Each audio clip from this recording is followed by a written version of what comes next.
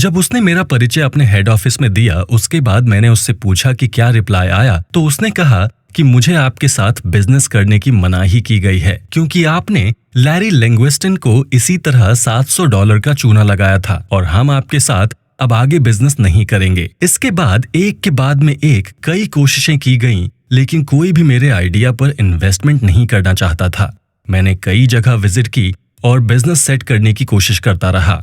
Last में सिर्फ एक ऑप्शन बचा था जो स्टॉक मार्केट की सबसे बड़ी और सबसे अमीर कंपनी थी, cosmopolitan stock brokerage company. Cosmopolitan company उस दौरान A1 थी और बिजनेस में टॉप पर थी। न्यू इंग्लैंड के हर बड़े शहर में इस कंपनी की ब्रांच थी। कंपनी के साथ मेरी डील हुई और उसने मेरे स्टॉक खरीदे और बेचे। मैंने इसके जरिए महीने तक पैसे कमाए भी और गवाए भी, लेकिन हमेशा की तरह यहाँ भी वही कहानी दोहराई गई। प्रॉफिट मार्जिन पर मेरी कंपनी से बात नहीं बनी और अंत में इस कंपनी के साथ भी मेरा बिजनेस बंद होता नजर आया। यहाँ बिजनेस का टाइम और कंडीशन कुछ अलग है और एक बकेट शॉप के ब्रोकर के लिए ये जरा मुश्किल भरा था।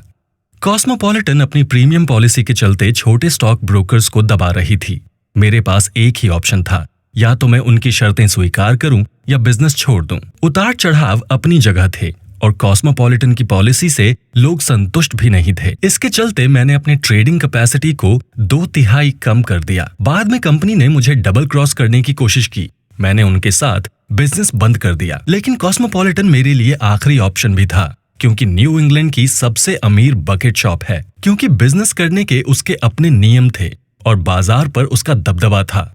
उसके साथ बिजनेस करने वाले लोगों में शायद मैं उसकी पॉलिसी को ना मानने वाला पहला आदमी था। उसके पास बहुत सारे कस्टमर्स थे, एक शानदार ऑफिस था और बाजार के उतार चढ़ाव पर नजर रखने वाले कई लोग जो उसके ऑफिस के बड़े बड़े कमरों में बैठकर न्यूयॉर्क और बॉस्टन स्टॉक एक्सचेंज पर नजर रख रहे थे।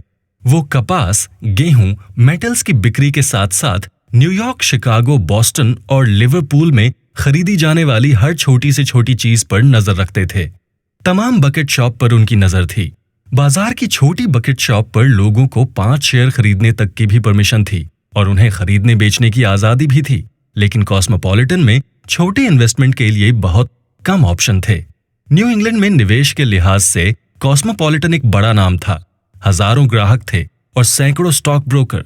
धीरे धीरे मेरा बिजनेस बहुत कम होता गया और जहां कभी मेरे पास 5000 शेयर हुआ करते थे, अब मुश्किल से मेरे पास 3500 थे। कॉस्मोपॉलिटन के जरिए जुड़े ग्राहक मुझसे मार्जिन के बारे में पूछा करते थे, लेकिन बकेट शॉप के लोग कभी भी इस तरह के सवाल जवाब नहीं करते थे। मुझे अच्छी तरह याद है, मैं केवल 20 साल का था जब पहली बार मेरे पास नगद $10,000 इकट्ठे हो गए थे।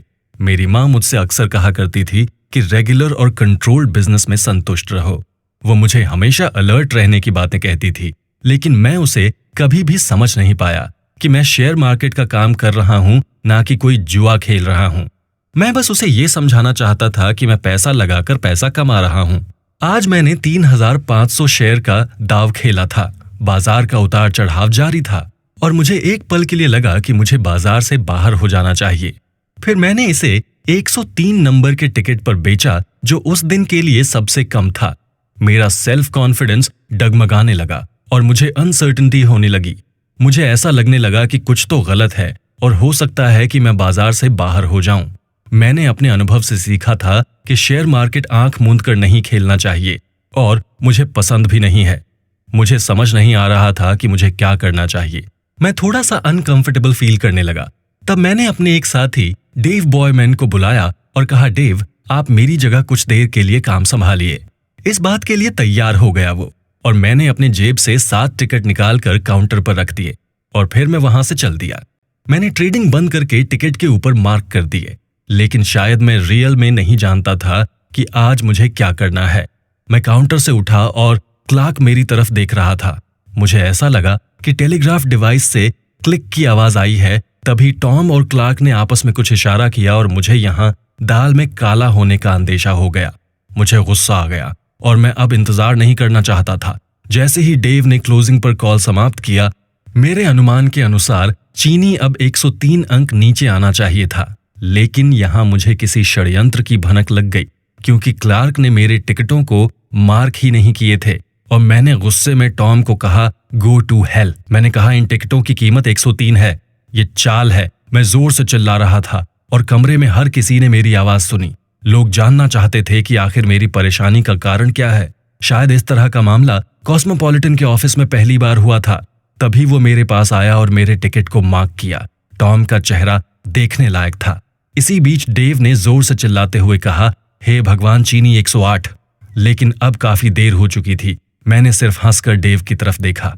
इसके बाद चीजें सामान्य ढंग से चलने लगी और एक बार मुझे एक साथी ने बताया कि ब्रोकर ने एक बार में $70,000 साफ कर दिए हैं, जो उसके एजेंट और कर्मचारियों के वेतन थे। न्यूयॉर्क, बॉस्टन, शिकागो जैसे बड़े शहरों में कई बार इस तरह के सट्टे लगाए गए और आखिरी में बकेट शॉप को सील कर दिया गया।